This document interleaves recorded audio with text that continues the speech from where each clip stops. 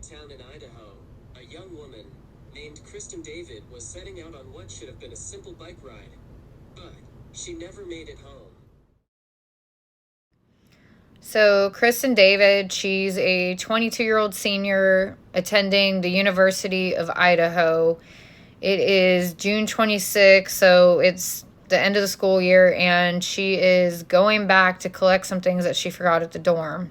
So she gets her things and she gets her bicycle, and she decides to set out from Moscow, Idaho to Lewiston, Idaho, where her sister lived at the time. And she heads southward on US 95. Now, this is the last time that Kristin is seen alive, but there are plenty of witnesses that saw Kristin. She is riding her bike, and people said that they did see a man in a brown van. He stopped and not only talked to Kristin, but he stopped and he talked to other people. They described the man as having brown hair. He has a brown shaggy beard, or possibly red, based on eyewitness descriptions. They really couldn't confirm either way. But they also said that the van had a yellow license plate with black lettering, which is pretty interesting. That's a pretty good clue. So, anyways, Kristin is not seen alive again after this. And on July 4th, 1981, they find some of her remains in the Snake River. And the remains had been concealed inside black plastic trash bags, but they had also been wrapped in newspaper. And the newspaper was 4 different editions of the Lewiston Gazette, all issues from April. The other thing is they never found Kristin's leg bone, and they never found her bike, and they never found her things.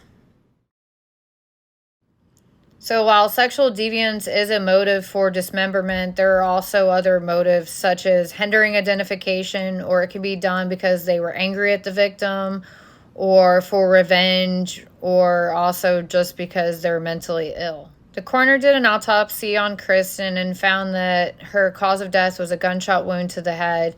He also found that she had not been sexually assaulted, even though it is quite common for killers that dismember their victims to get a sort of sexual gratification from it. The other notable thing about Kristin's autopsy was the fact that there was no blood in her body, and the coroner thought that this might suggest that maybe the killer was a butcher. Witnesses described a brown van with a yellow license plate with black lettering. So I did a little research into that, and in 1981, only 3 states issued a yellow license plate with black lettering, and those were Wisconsin, Illinois, and Alabama. It is possible that the license plate had been issued prior to 1981, and people were allowed to just keep the same tag and use it. And if you remember, witnesses described the person as around 30 years old. So if they had, say, gotten their first tag at 16 years old, that would possibly be 1967 for a 30-year-old at the time. And in the state of California, they actually did issue in the 1960s a yellow tag with black lettering. So California is another possible option. Let's talk about what I think is the biggest clue in Kristin's case, and it's the newspaper.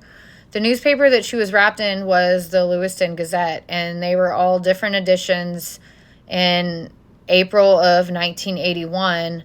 But the editions that she was wrapped in spanned several weeks in time. I think the first one was April 4th, and the last one was maybe April 24th. So this is over many weeks, and to me that suggests that the person either traveled to Lewiston very often, or, in my opinion, what I think is more likely is maybe the person lived near Lewiston, Idaho at the time. Okay, so maybe it's just me, but I thought that it was quite odd that they wrapped her body in newspaper and put her in black trash bags. And I asked myself, why would you do that? So I decided to look into it. Was there any kind of significance to this? And immediately I was able to find that, yeah, there is historical significance to doing this. And that is that morticians used to actually use filler, sometimes newspaper, in the embalming process. And it would keep the fluids from leaking out. And if you remember, when the coroner did the autopsy on Kristin, there was no blood or any fluids in her body. So it got me to thinking that while he thought that it was a butcher, because a butcher would make sense, a mortician would also make a lot of sense in this case. So the FBI has questioned many suspects over the years, but the case remains unsolved.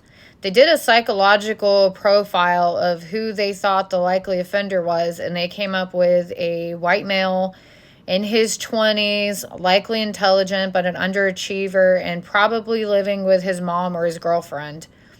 But the late 20s kind of contradicts, because if you remember, the witnesses said that he was about 30 years old, 5'10", brown hair, or possibly red hair and shaggy beard and chubby. So now I would like to talk about a study that was done on serial killers. And we don't know that Kristin was killed by a serial killer, but I just want to talk about it because her murder was very gruesome, and I think that there is a chance that even if it was their first kill, that they went on to kill others. I do think the fact that she was dismembered suggests that they had killed before.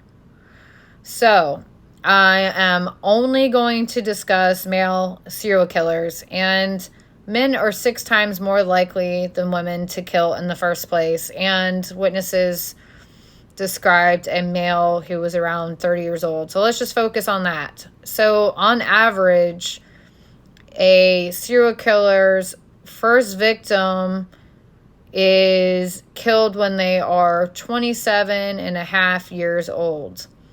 And overwhelmingly, most serial killers have not served in the military. Only 23.9% statistically have served in the military, with the Army being most likely and the Coast Guard the least likely.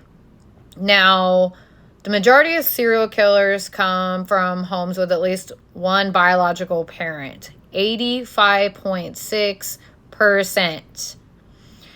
But most of the time, their family life was unstable. Now, 70% reported no abuse as children, but many of them wet the bed, tortured animals, and started fires. And of all of these serial killers, believe it or not, less than half torture for enjoyment, such as lust, thrill, or power. 40.5% actually cite that as the reason. While 40% is a large number, it is still less than half. I am curious what the other 59.5% is, though. Kristin's killer has never been found, and maybe someone out there knows something. So if you know something, then there is no tip that is too small to call in. It might be the thing that breaks this thing wide open. Just remember that Kristin was riding on a blue 10-speed bicycle that was never recovered. Her clothes were never recovered, and her items were never recovered. There's a chance that they were kept by the killer, and maybe you know somebody that fits this description, and they used to drive a brown van, and it had either California plates, Wisconsin, Illinois, Alabama plates.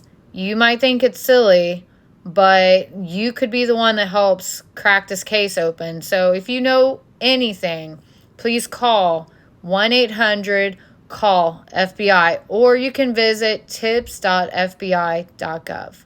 Thanks for watching. Make sure to like, comment, and subscribe. Don't forget, not all ghosts stay buried. Join us next time for more Killer Echoes.